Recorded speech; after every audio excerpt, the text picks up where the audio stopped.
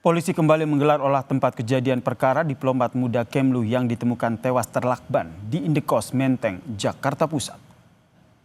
Olah TKP ini saudara melibatkan tim Inafis, tim Dokes Polda Metro Jaya, Puslap 4 dan juga dokter yang mengotopsi jenazah. Soal dugaan diplomat muda ini kemungkinan dibunuh, polisi mengatakan tidak mau menduga-duga sebab polisi akan mengungkap kasus berdasarkan penyelidikan kriminal melalui pendekatan berbagai ilmu. Polisi berjanji akan menangani kasus ini secara profesional.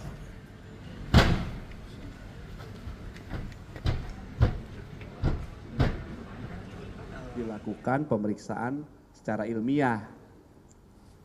Dalam mengungkap sebuah peristiwa ini, kami harus mengedepankan prinsip scientific crime investigation, ya. Pengungkapan kasus berdasarkan pendekatan berbagai ilmu. Nah, itu nanti akan didalami. Jadi kami tidak berbicara kemungkinan-kemungkinan. Apapun yang ditemukan dari barang bukti, jadi jenazah ini juga merupakan barang bukti. Jadi sifatnya jenazah itu barang bukti yang platinum, barang bukti yang utama. Ya, ini dilakukan analisis, dilakukan pemeriksaan secara laboratoris.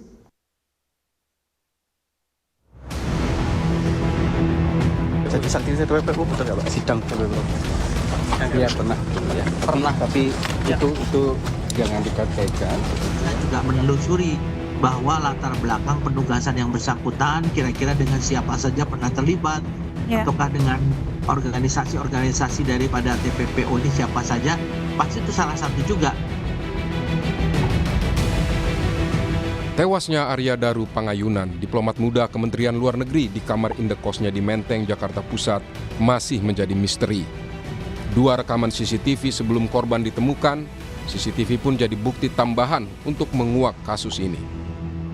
Sebelum ditemukan tewas, kegiatan diplomat Kemlu Arya Daru Pangayunan terekam CCTV Indekos.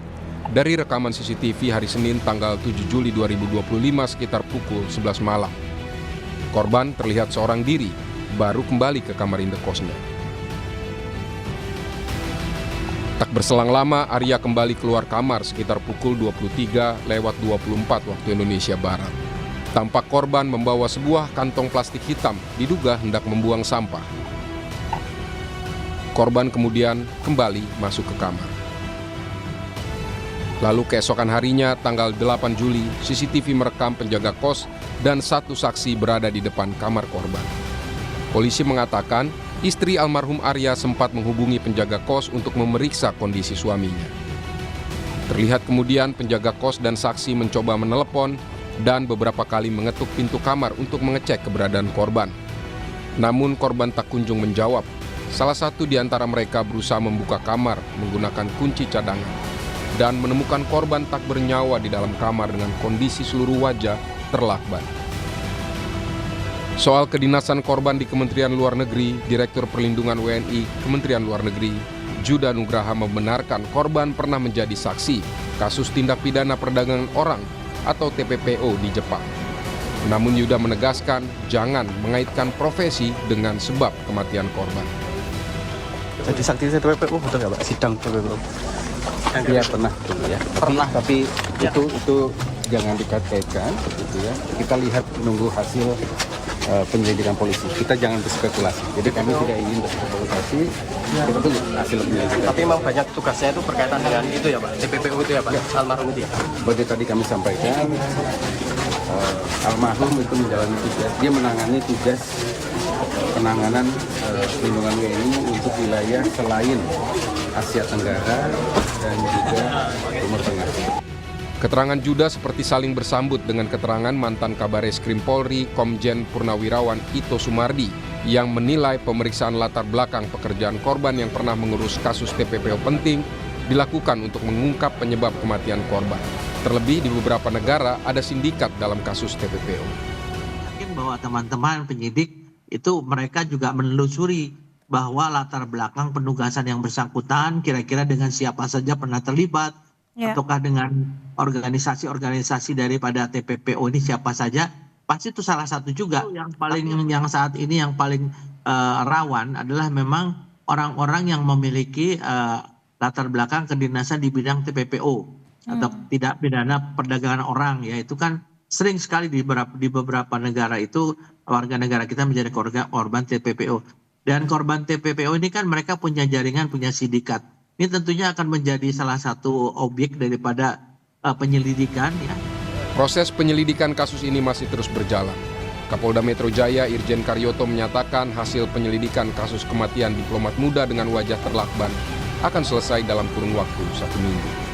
Yang ada perlu dipelajari oleh forensik, ya, baik CCTV, kemudian hasil otopsi, dan juga termasuk digital.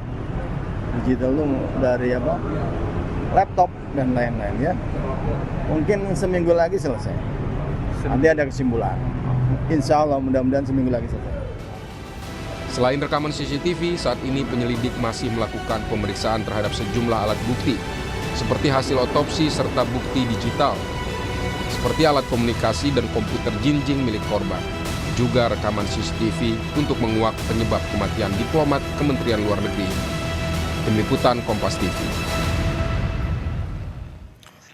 Lalu bagaimana jalannya olah TKP lanjutan yang dilaksanakan hari ini? Kita bergabung dengan jurnalis Kompas TV Zefanya Situmeang dan juga juru kamera Bondan Wicaksono. Selamat petang Zefanya. Ini dilakukan olah TKP lanjutan. Sebenarnya apa yang digali dalam olah TKP lanjutan ini, Zefanya? Ya Yasir, untuk olah TKP yang sudah dilakukan tadi pagi, ini yang tadi melibatkan tim Inavis, kemudian tim Dokes dari Polda Metro Jaya, juga Puslap For Mabes Polri, ini untuk mengecek kembali kamar kos dari milik korban begitu, dan juga dicek lagi terkait dengan kesamaan ventilasi jendela milik kamar dari korban dengan ruangan lainnya. Hal-hal tersebut ini yang tadi dicek ulang oleh polisi dan juga petugas lainnya begitu, yang dimana ini hasilnya masih kita tunggu. Tapi Yasir dan juga saudara, ketika saya sampai di TKP ini memang ada beberapa hal yang menarik perhatian saya, karena memang menurut saya ini lokasi area indekos ini memiliki pengawasan yang cukup ketat.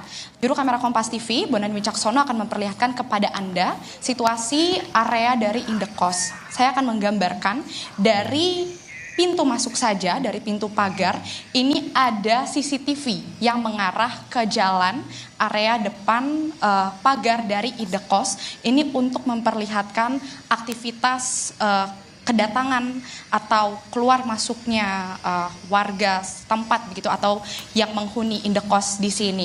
Setelah ada satu CCTV di depan, ada sebanyak 3 CCTV lainnya yang berada dari dalam area indekos yang mengarah ke halaman atau area depan indekos. Akan ditunjukkan lagi oleh juru kamera Kompas TV, di ujung atap itu ada sebanyak 3 CCTV yang mengarah ke area halaman indekos.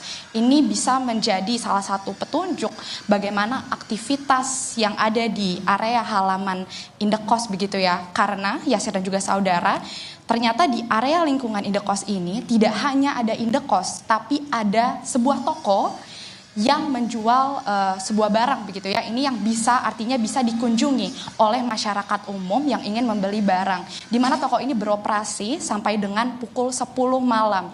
Nah, di dalam area toko ini saya lihat ini juga ada CCTV. Artinya ada banyak sekali CCTV ini yang mengawasi area tempat ini.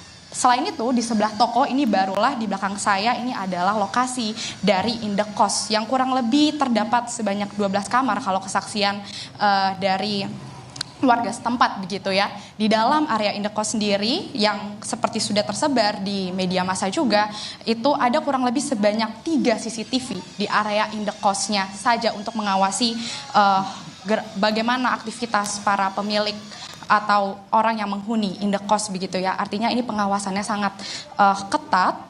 Mungkin ini bisa menjadi petunjuk seharusnya bagaimana, tapi memang kita harus menunggu bagaimana pemeriksaan dari polisi begitu, karena kalau saya lihat juga Yasir dan juga saudara, memang tidak ada petugas keamanan atau satpam yang berjaga di area indekos ini, sehingga kita harus menunggu tentunya. Dan ini di belakang saya baru saja datang yang masih harus kita konfirmasi apakah ini dari petugas tempat juga yang masih akan melakukan pengecekan kembali, tapi nanti akan kita konfirmasi kembali Yasir dan juga saudara, yang jelas saat ini hasil pemeriksaan masih terus dilakukan oleh polisi begitu ya, untuk pemeriksaan CCTV yang sudah dikumpulkan, kemudian pemeriksaan dari keterangan saksi dan juga sejumlah alat bukti lainnya seperti alat komunikasi digital yang sudah disampaikan pada paket pengantar tadi. Kita masih menunggu Yasir, karena dari Kapolda Metro Jaya Irjen Karyoto menargetkan minggu depan ini diharapkan hasilnya bisa disampaikan kepada media massa.